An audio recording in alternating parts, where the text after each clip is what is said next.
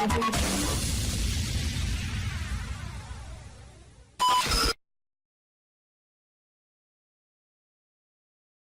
to the AME television show. I'm your host, Jason Dowd, and we've got a great show for you guys this week.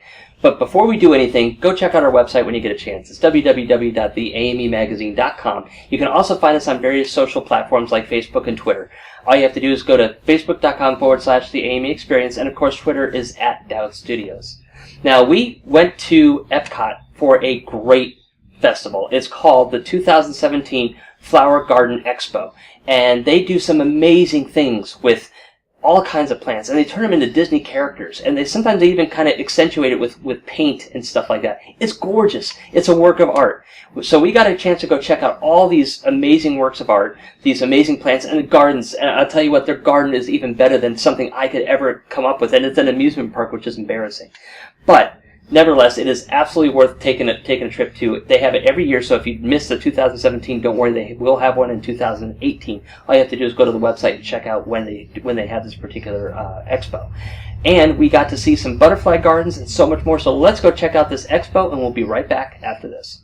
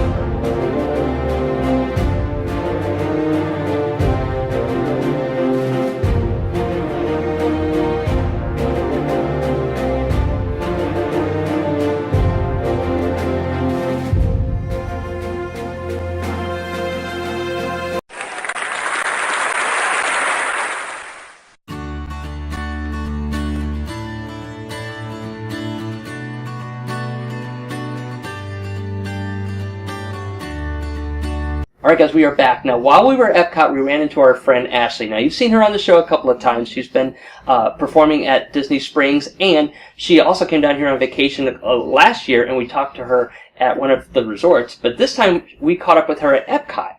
And I decided this might be fun to kind of catch up with her, see what she's doing, and do a little interview with her. So we sat down to do the interview, but she threw me a curveball, and I'll tell you what, it caught me off guard, but I had a lot of fun with it. So let's go see what Ashley's up to and see what she had in store for me, and we'll be right back after this. Hey guys, we're here at Epcot. I'm here with my little friend Ashley over here, and we're going to do something different this time. Give me the mic. Okay. No questions, okay? No questions, all right. All right. I'm Ashley, and we're here with Jason from AME TV, and we're in Disney World's Epcot. So, what is AME TV? Well, AME TV is a television show about the art, music, and entertainment. That's why I named it AME, because obviously there's just too many letters for people to have to say, so AME sounds better, doesn't it? Mm-hmm. So, do you know where people can find AME TV? Yep, AME TV can be found on my website, www.theamemagazine.com/TV. You can also find the radio show there and the magazine, obviously, and you can find me on YouTube, too, just by going to the AME Experience. That's cool. So, why did you want to start AME TV? Well, the AME television show is actually a reason because I wanted to give people a platform that are artists like you, like me, that we want to be able to show what our art is all about. It's important that you're able to not only do something but get it out in front of people. And I want people to understand what art's about, see new types of art, and maybe try something themselves, be inspired, because we're doing it, they can do it too. And television makes a great platform because now they can see us, they can taste us, hopefully not, but they can do they can use all their senses, whereas opposed to just a radio show or the magazine where you can only use your eyes or your ears. That's really nice that you do that for the people. So what do you have coming up for all of these people? Well, I have a lot of stuff coming up, as you know. So I've talked to Danica McKellar. I talked to Mitchell Musso from Hannah Montana. I've talked to Matthew Lawrence from Boy Meets World. I've talked to Tiffany Jewell.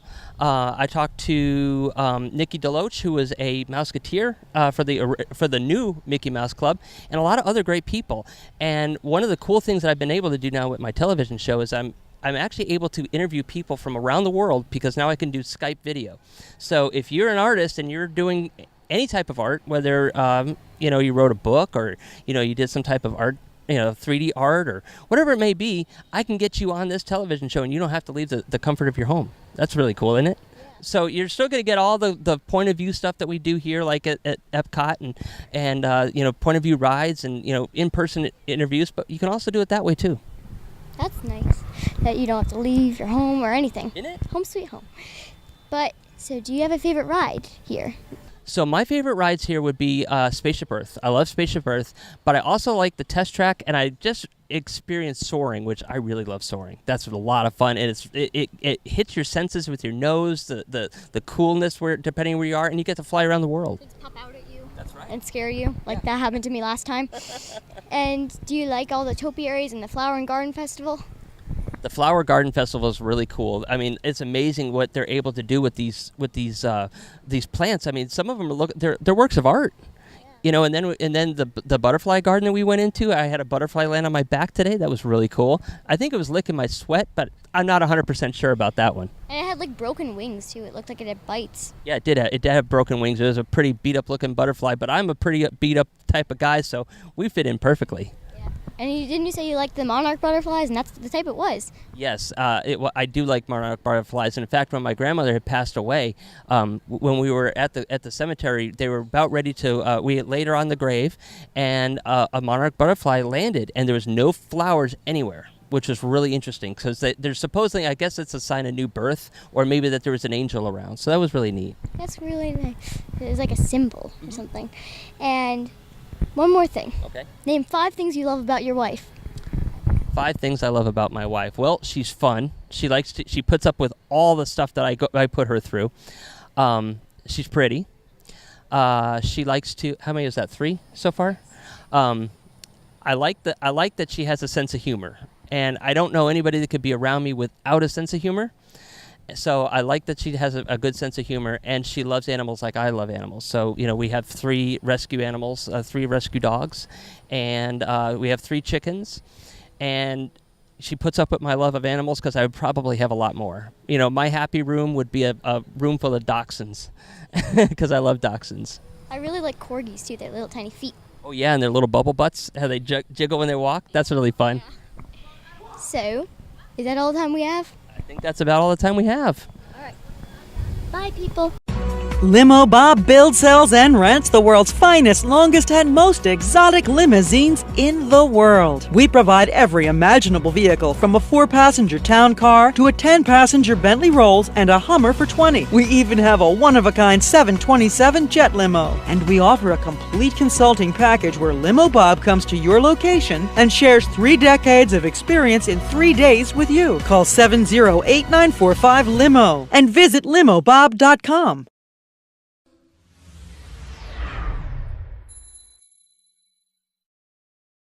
All right, guys, we are back, and we have Ruth Reynolds on the line, actually through Skype, and she's going to be talking to us about a brand new movie called Voodoo. Now, she is co-starring in this, and it is a absolutely thrilling horror flick. In fact, it's got everything you could possibly want in a horror movie. It's got hell, it's got demons, it's got nightmares, it's got voodoo, it's got so much stuff. It's actually terrified just about everybody that's watched it. They said it's so realistic looking.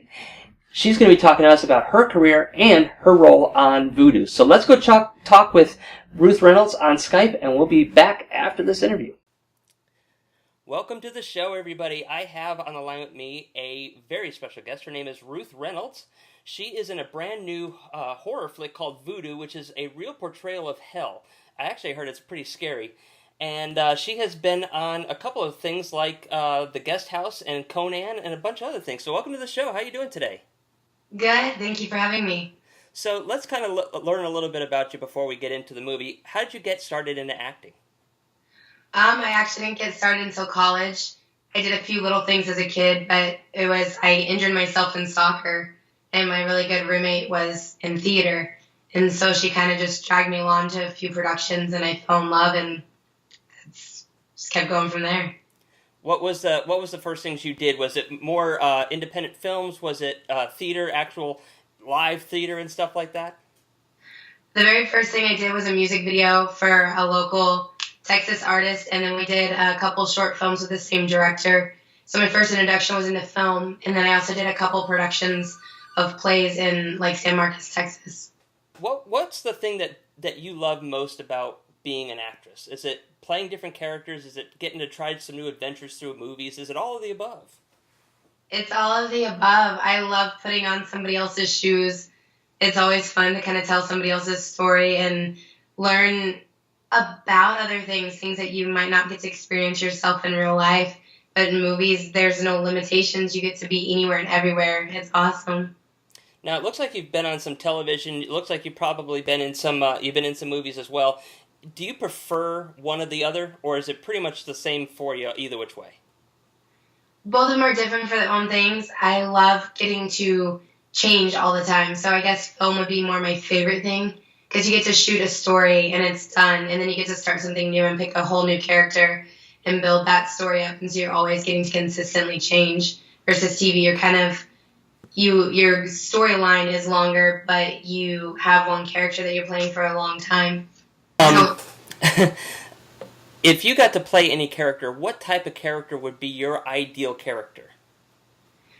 I love making people cry.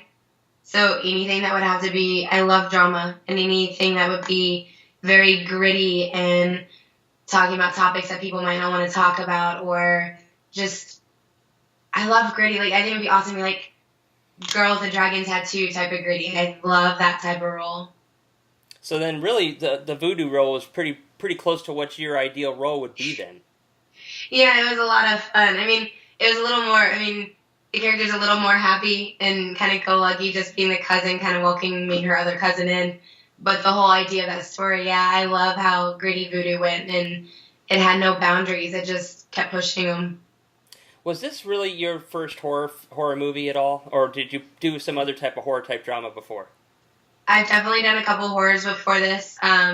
I shot a movie called Reunion, which is actually coming up pretty soon too, right before this. And then another little kind of like 80s slasher horror. So I've done a couple that, but they're all different. Like I love psycho thrillers and that kind of thing. Voodoo is more of like psycho thriller, but also kind of gory, and so it's kind of fun.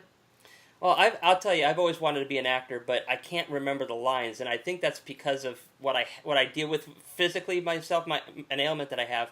But one of the things that kind of got me into that whole genre was watching The Fly. I don't know if you've ever seen that from Vincent Price, and it was so gory. And I'm like, wow, look at the artistic abilities that you have with this with horror flick, because you have amazing costumes, you have sick makeup, you have amazing sets that you got to put up with, and yet you can do it very simply and still make a major impact.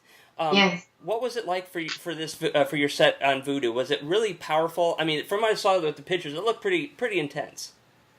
It was really intense. I mean, from the very first 30 minutes of the film, that house that we're in was actually somebody's house. Like those decorations, some of them were kind of put up, but some of them weren't. So the set was very realistic. And then when we got into hell, it was even more so realistic. And part of it, you just like, oh my God, there's heads hanging from the ceiling, and that's normal. And it's interesting to kind of see that, like, horror films, when you get to play with that kind of set, it's fun. It makes it very haunting and very real. Was it a little scary for you to be in that particular video? I mean, sometimes you see it, and when you see it on video, it's scary, but when you're actually playing it, sometimes it could be even worse because you really don't know what's happening. I mean, you kind of know what's happening, but you don't know what's happening. So did you have any surprises, like where it actually kind of shocked you on set? Always. In horror films especially, I get scared super, super easy. Like, it's really hard for me to watch horror films because I'm the person screaming bloody murder when someone just like pops out from a doorway. So when you're on set and things like that are real, and it doesn't feel so haunted, any little thing, it scared the crap out of me. And so it was fun because of that. But like even having to dress up in the makeup and the teeth and everything, the prosthetics, the hardest part was eating the person's stomach and the intestines inside because it was so realistic and so just like, but you had to make it normal. And that was something that was normal, but it was so gross. I bet. Out of this particular movie, what is Voodoo really about? I mean, give us a little plot without giving away any spoilers. It's basically karma sucks. I mean, like, especially for Stacey, like, I mean, when she had to goes through hell, she's reliving nightmares. And so it's kind of cool for that. Like, you have to watch what you do in real life because you may not know what you're going to be confronted with on the other side of whatever you consider death being, whatever door opens after that. Like, I really think a lot of it is karma, and what you put out there, you might get back. Do you think that hell really exists after seeing this? I mean, we see tough stuff in life that we say we're going through hell, but I can only imagine what real hell would be like. Do you believe that there's a hell? I don't personally believe necessarily that there is a heaven or a hell, but especially after seeing this, I don't want there to be a hell. It's so messed up. But if there is, I wouldn't doubt that it's something similar to that. Like, but me personally, no, I don't believe in heaven or hell. That's interesting. So, was it hard, since you didn't kind of believe in it at first, was it a little bit hard to take on your role and do it effectively? Because sometimes it's like you see people with aliens, they're like, aliens just don't exist, they just don't exist. So for me, I would think it would be harder to play a role in something I don't necessarily believe in. Definitely. I mean, it's kind of like building a Narnia in your head, because you have to step into this person's shoes that does believe in it, and they both do believe in voodoo, and I can relate there. I do believe a little bit in kind of some of that kind of stuff. But it is, like, I've never been around voodoo, so having to understand what that even means and then what hell means. And it's interesting because as a character, that's what they believe in, so you have to be able to step in and say, I believe it too. So in her mindset, I had to believe in it. Did you ever get a chance to go to New Orleans and go through all the voodoo princess's grave or anything like that?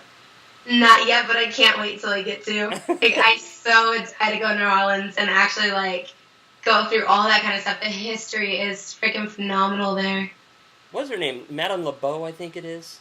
Dude, and she had the hotel where Yes. it's like the singer passed away, right? Yeah. Room like 67 or room, I forget it, but like, because it was a mysterious death, and then like all the bandmates ended up like passing out too of almost the same kind of, they said it was leukemia, but they're not really sure, and there was all these like weird things, but yeah, she had some messed up past in her hotel. That's true. I want to go there myself. It's one of my things that I want to go out and check out. In fact, one of my friends, they were in a band. They went to play in New Orleans and came back with a voodoo doll for me, and Oh, wow. that was pretty interesting. But I'd like to see it myself. And what's scary about voodoo, I don't technically believe in curses myself, because I believe that you can make up curses in your head if you hear it. Oh, I'm going to go find money today, and guess what? You found a dime. Well, technically, you found money. So Yeah. I kind of wonder how much a curse is actually real or how much we make of it. But there is a lot of things that say voodoo is very real. Mm-hmm. Have you ever had a chance to study voodoo or just, not practice it, but just study it and see what it's all about? I read up on a lot of it, and it's interesting because there's so many different takes on what voodoo is. But it's the same idea as like, what is paganism or witchcraft? There's so many different ideas of practicing that. And voodoo especially, there's good voodoo too. As much as most of it's black magic and considered black magic, there were good sides of it. And so it was interesting kind of watching that, because I believe kind of what you put out there, you do get back. And so if it's energy or whatever it is that you may believe in, it's kind of, voodoo is that kind of thing. You're kind of putting a curse on somebody, but like you said, a curse could be, I want them to hurt themselves and they stub their toe. Right. Technically, they hurt themselves. That's true. Now, you play Stacy Cole. What's your character all about, and is she the lead character in this particular movie? My character is definitely not the lead. It's all about, Samantha did an amazing job at playing the lead and really, taking that whole story on. But I think I helped play a pivotal role in her journey and where she goes, and kind of showing who the good sides of her are, so that way when she does go to hell, we feel for her, and you don't want her to go through hell. You don't want her to be experiencing all that stuff. And so I really think my character is more for that support of really kind of pushing that part of the storyline on. And I always think that when you play somebody, doesn't matter if they're fictional or not, you learn something from them. Did you learn anything from your character or take anything away from your character that you may be able to apply in your own life? Definitely. My character had to have a lot of confidence, and it was interesting. It was a different kind of confidence. It was very much just kind of like, this is who I am, and F you, and here we are, but also still being very nurturing in that same aspect, and kind of realizing how much she kind of took care of her cousin growing up, and how much she's still going to be taking care of her now, and kind of, it's something that you'll always carry with you, because it's a double standard, having to be that selfish and confident, but yet nurturing and caring at the same time. And where can everybody see Voodoo? Right now, I know that we have it on iTunes and a channel called Voodoo, VUDU. And then I know it's going to be of other few places on the internet. It's definitely out of theaters now. It was in AMC for a little bit. But I know that they're going to try to get it onto more platforms on the internet. That's cool. Now, outside of acting, are you involved in anything in the communities? Do you stand for anything? What's some of your passions outside of theater? Outside of acting, I love volunteering. I'm a running coach with Girls on the Run LA, and it's a group from 8 to 12-year-old girls, and we teach them how to run a 5K, but also teach them about anti-bullying and what it means to grow up in society as a female and how to handle certain things. And then I kind of dedicate some time, if I have it, to missions or local schools to help kids if they have a lower reading level, to kind of accelerate their reading level a little bit, to kind of catch them up, because a lot of people are far behind, especially younger kids, and where they don't get the proper schooling or they get started a little later. And then other than that, I run a program called Layers of Love, where I collect as many blankets and jackets as I can. I just hand them out to homeless whenever I see somebody that just needs a layer of love. Oh, that's really cool. Yeah. So before we go because we're almost out of time, who are some of your biggest inspirations growing up to be an actress yourself? My biggest inspiration was Lucille Ball. I saw her and I could never stop watching her, and I always just wanted to be her. I loved how beautiful she was as a woman, but silly and crazy. But then like Michelle Pfeiffer, also same thing. Like I would die to have a career like her. She's amazing. Or Sandra Bullock, Meryl Streep, any of them. But Lucille Ball was definitely like that person that got me really wanting to tell stories and just be me. You know, it was really funny because I used to love the Three Stooges because I loved their slapstick comedy. And in the Three Little Pigskin, she was actually one of the women that were in there. And I didn't recognize her.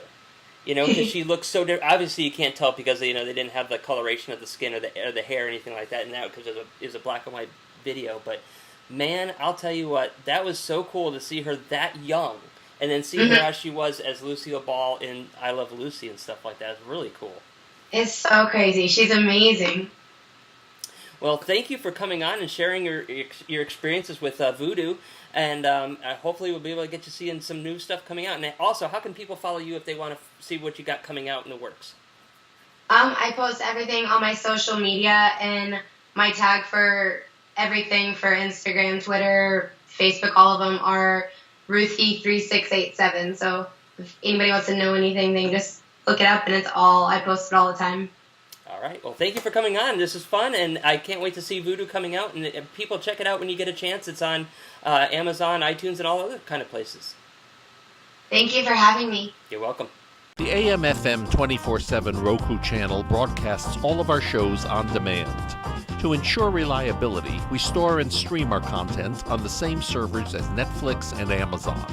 Our Roku channel is free to use, and anyone owning one of the more than 10 million Roku devices can watch our channel at no cost whatsoever.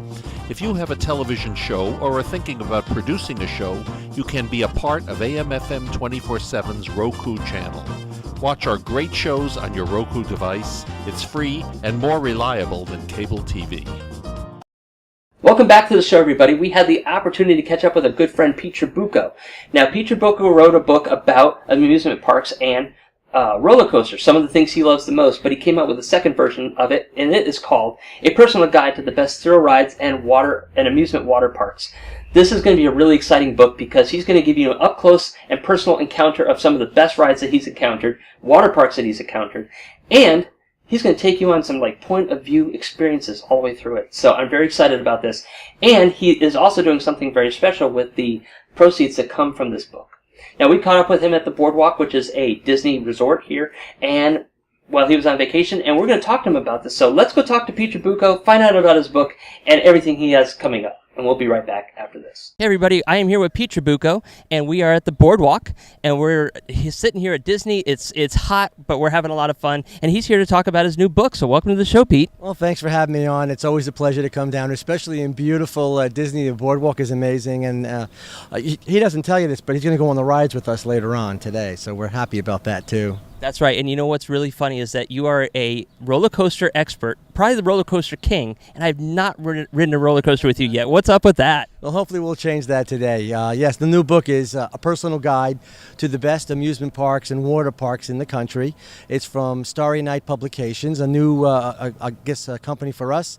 It's on Amazon right now currently, as well as in bookstores, and of course through Starry Night Publishing. Looking forward to it.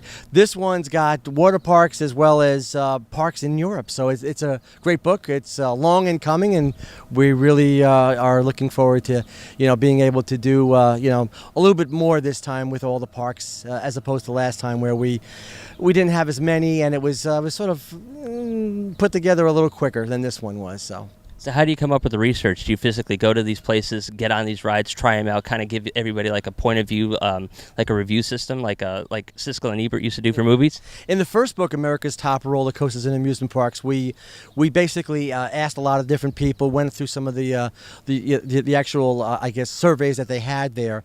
This one is more of a personal guide, so it's my guide to the roller coasters, because the last time people would say, why wasn't that ride on there? And why wasn't that ride on there? Because it was a list. This time I get to say, hey, it's a personal guide. It's not yours, it's mine. Of course, it's going to follow pretty much what the other one did because my personal guide is pretty much similar. This, if it's a great ride, it's a great ride.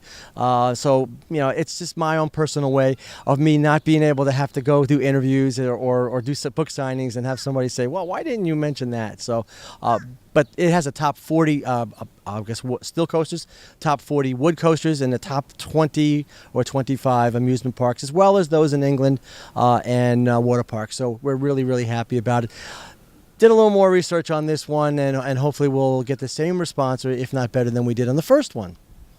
Now, I have seen this roller coaster on Facebook, and I believe it's in Sandusky, Ohio. Yeah. It's at one of the Six Flags. It's 480 feet straight up and 480 feet straight down. Yes. And I saw one guy go up there. He gets to the top, and it stops, and it goes backwards by accident. Have you ever had that happen to you? That's Top Thrill Dragster. It's the second tallest roller coaster in the country. And yes, it has happened to me. It goes from 0 to 120 miles an hour in 3 seconds. And if it doesn't have enough speed to get over, it comes right back towards the launch area. And yes, it does happen quite often.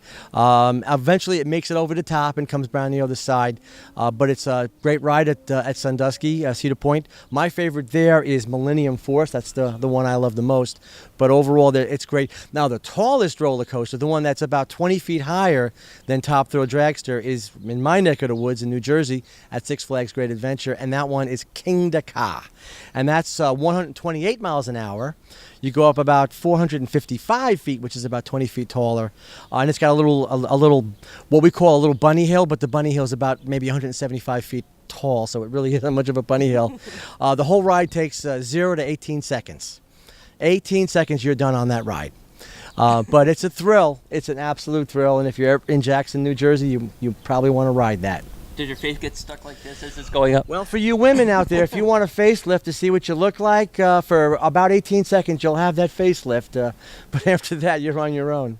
So we're here in Disney, and last time we ran into you down here was at Hollywood Studios. Disney's changed a lot since you've been down here last. There's been new rides and stuff like that. What is one of the best rides that you still love down here, and where can they find it? Well, obviously, Rock and Roller Coaster is my favorite ride over at Hollywood Studios, and of course, Space Mountain is another one. Splash Mountain, the three mountains are absolutely amazing here. Pandora is opened, so if you haven't come down, we did the soft opening, and we did Flight of Passage, which, by the way, is kind of like soaring on steroids. You'll absolutely love it. They've got the Jungle Tour.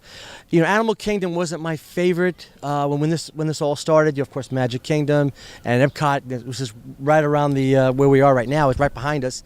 But I tell you, Animal Kingdom's come a long way, especially with Pandora, with that park opening up, and of course, next year it's going to be Toy Story. They're going to be expanding that, and the year after that, Star Wars Land. And when that happens, it's going to be absolutely even more amazing. They're trying to compete, obviously, with Universal Studios and what they're doing there. Harry Potter World and, of course, Diagon Alley and all that is still amazing. But Disney's trying to get on that same level. And with these three things that are coming, including Pandora, which is already here, they're on that level. The one ride I used to love, I still do love at Animal Kingdom, is Expedition Everest. That is probably one of the most unique roller coasters I've ever been on. That's amazing, especially when you're going backwards and you don't know what's coming next. It reminds me of Mummy, where they do the same thing over at Universal Studios. But this one is an amazing ride. It's one of my favorite. We didn't go to Animal Kingdom as much. I've ridden it 2 or 3 times as opposed to Space Mountain and Rock and Roller Coaster. But you got the Yeti, which is in there, and it's kind of like if anyone remembers, 1959, Walt Disney came up with the Matterhorn. First steel roller coaster to actually bend so that you can actually do different things with, and it had a Yeti on that one too, the Abominable Snowman. This is kind of like the same ride, except this one's on steroids. This one is going 50 miles an hour backwards, and it's the technology is more there. So another great ride. Well, Pete, let's go have some fun, and we got a lot of stuff to do today. We're going to be hitting Epcot, so maybe you'll see some of that. So thank you for joining me. Thank you. Just one other thing. The book that I'm writing, the first one and the second one, all the funds go to charity. In other words, any money that we make on this is going back to a charity, and we're always looking for charities to do that. It was a labor of love for me to actually write the book to overcome a fear. Even though I'm a pilot, I had the fear of the roller coasters, and when I wrote the first book, it was more therapy. Now it's because I love it, and I want to give something back. So the money that we raise, whenever I get a check from Starry Night, it's going to a charity. So thank you. Well, thank you for having us. And guys, let's go have some fun. Welcome back to the show, everybody. I hope that you enjoyed all the great guests that we had coming on this week. I know they enjoyed talking to you. And if you happen to miss anything, don't worry about it. Go to www.theamemagazine.com.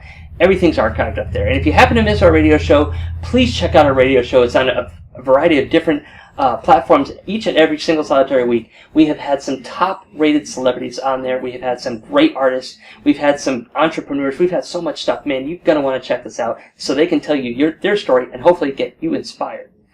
So until next week, guys, keep those creative juices flowing, and we'll see you on the road. Like, OMG, you were on TV and junk.